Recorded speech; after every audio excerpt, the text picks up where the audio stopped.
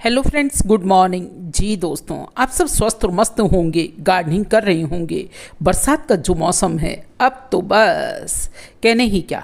चलिए, आज की वीडियो होने वाली है खास, बिना स्किप किए हुए बस देखते चलिए। जी, गार्डन को भी और कुछ ध्यान से सुनते भी चलिए।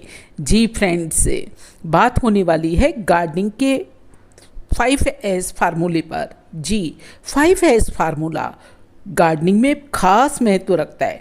हमारी गार्डनिंग भी तो विज्ञान पर आधारित है, बिल्कुल विज्ञान की तरह दोस्तों। इसमें भी हैं फार्मूले।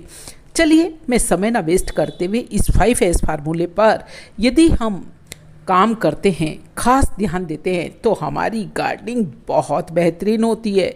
बहुत अच्छे रिजल्ट देखने को मिलते हैं दोस्तों। इसी 5S फार्मूले की आज हम चर्चा करने जा रहे हैं।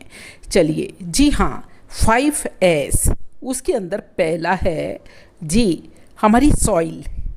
S for soil. जी दोस्तों, सॉइल जैसी होगी, मिट्टी जैसी होगी, वैसे ही तो पौधे उगेंगे। तो इसलिए मिट्टी को उपजाऊ बनाएं, ज़रूरत के मुताबिक उसमें कंपोस्ट डालें, ज़रूर डालें। जी हाँ, कार्बनिक पदार्थ डालने से हमारी मिट्टी खराब नहीं होती, बल्कि दिन प्रतिदिन उसकी फर्टिलिटी बढ़ती ही रहती है। जबकि रसायन डालने से हमारी मिट्टी खराब हो जाती है। जी, और मिट्टी खराब होने के बाद फिर हम चाहे कितना ही कुछ कर लें, बस जैसी धड़नी होगी वैसी ही फसल होगी। धड़नी ही अच्छी नहीं रही तो फसल कहाँ से अच्छी होगी। तो दोस्तों, हम बात कर रहे थे सॉइल की, तो अपनी मिट्टी को ज़्यादा से ज़्यादा उपजाऊ बनाएं, और वो भी कार्बनिक पदार्थों के द्वारा। फर्टिलाइज़र जी ऑर्गेनिक दें, बिल्कुल ऑर्गेनिक चीज़ें, चाहे आप लीफ कंपोस्ट डालें, चाहे आप किचन कंपोस्ट डालें, या आपके पेड़ों से झड़ने वाले पत्तों को ही डाल दिया करें। जी, या सब्जी से निकलने वाले छिलकों का लिक्विड बना करके आप डालिए। किसी भी तरह से आप, बस हम ये चाहेंगे कि अपनी मिट्टी को उपजाऊ रखें। तो ये बात थी सोइल की। सोइल के बाद में सेकंड है फ्रेंड्स जी शोइंग। शोइंग यानी उगाना। सही समय पर उगाएं। मौसम जब हो तभी तो उगाएंगे। जी, हर चीज़ का एक मौसम होता है, बेमौसम कुछ अच्छा रिजल्ट नहीं निकलता।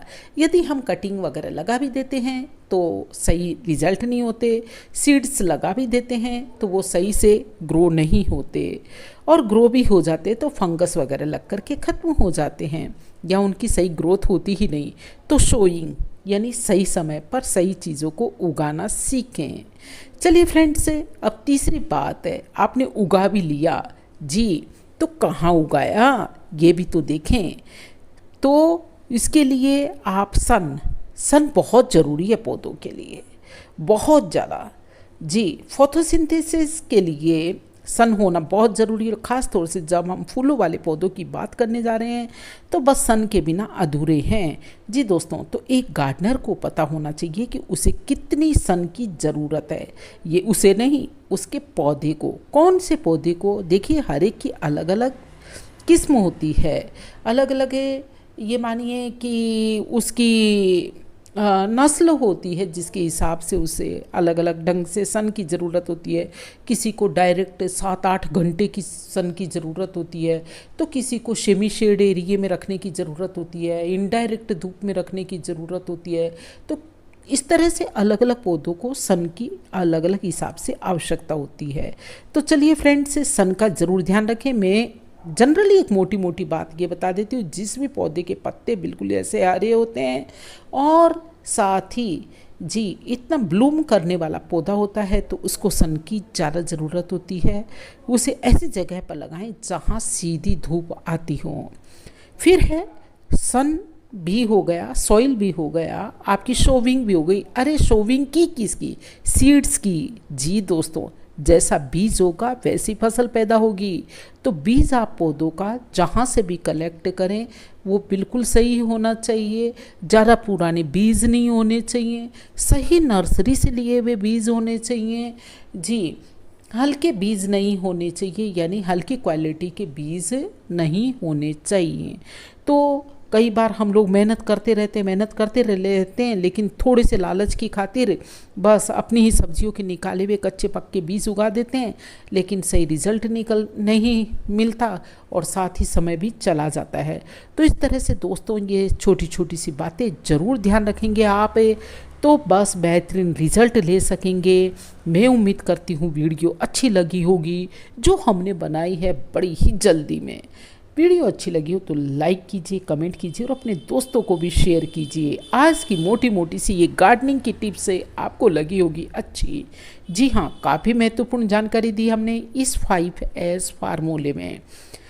नंबर 1, आप सॉइल अच्छी रखें। नंबर 2, सीड्स अच्छे रखें। नंबर 3, सोइंग अच्छी तरह से करें और पौधे की प्रकृति को जान करके उसे जहाँ जितनी सन की आवश्यकता है उसके हिसाब से सन दें।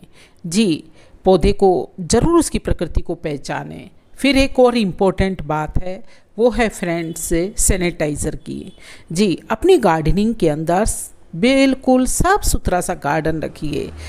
जी हाँ, ये भी बहुत ज़रूरी है, नहीं तो बरसात के दिनों के अंदर पत्ते पड़े रहेंगे गमलों के अंदर और इस तरह से फंगस वगैरह का अटैक होने में कोई देर नहीं लगेगी।